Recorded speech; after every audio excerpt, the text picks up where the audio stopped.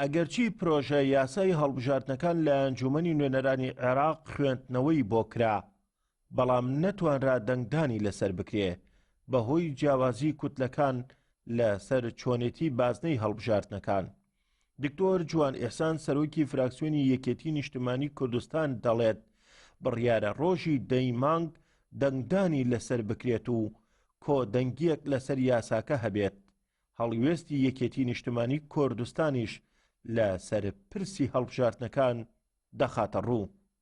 دەیمان دوا ڕۆژە بۆ ئەوەی کەیتر دەنگ لەسەر تەنانەت بازنەکانیش بدرێ، بازنەکانی سەرئاستی پارێزگاکان چکەم و پارێزگایەکرێ بە چەند بازنەیەکەوە، بازنەکان کە ئەڵێن فرە بازنەیی متەوەسط واتە ئەوەیە کە هەر بازنەیەک لە 3 مەقات کەمتر نەبێ و لە 5 مەقات زیاتر نەبێ و بەتەوان بەوەی کە نسبەی کۆتایی ژن بە نەزەری اعتیبار وەربگیرێ لەسەر هەموو بازنەیەک نابێت لە ساڵ 25 کەمتر بێ، ئەگەر لە ساڵ 25 زیاتر بێ ئەوە هەر زۆر باشتر، بەس نابێت لە ساڵ 25 کەمتر بێ.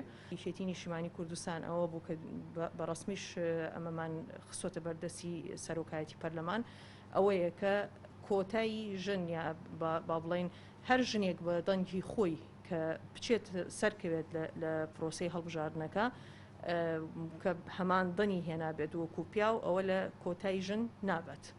ئەوەش خۆی لە خۆیان سەرکەوتنێکە کە تەسجیل کرێت بۆ ئەم خولە و لەم یاسایە تەسبیت کرێت و مەشداوای یەکێتی نیشتیمانی کوردستان ئێمە وەکو حزبی خۆمان داوای ئەمەمان کردووە.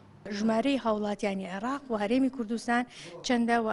بڵێسە جەبار فەرمان ئاماژە بۆ ئەوە دەکا لە پێش ئەنجامدانی پرۆسەی هەڵبژاردن پێویستە زەمینە سازی بۆ سەرژمێری گشتی بکرێ، بۆ ئەو مەبەستەیش هەوڵیان داوە ئەم سەرژمێریەش دەبێتە بنەمایەکی گرنگ بۆ وڵات. پێش هەڵبژاردنەکان پێشەوەی کە هەڵبژاردنەکان دەست پێ بکە ئێمە داتای تەواومان لابێ کە چەندێک لە هاوڵاتیانی عێراق بۆ دەنگدان ئەبێ بڕۆن و ژمارەی هاوڵاتیانی عێراق و هەرێمی کوردستان چەندە و ئەما بێتە بنەمایەک بۆ داهاتوش بۆ ئەساسەن تەسبیتی بووجە حەسەی هەرێمی کوردستان.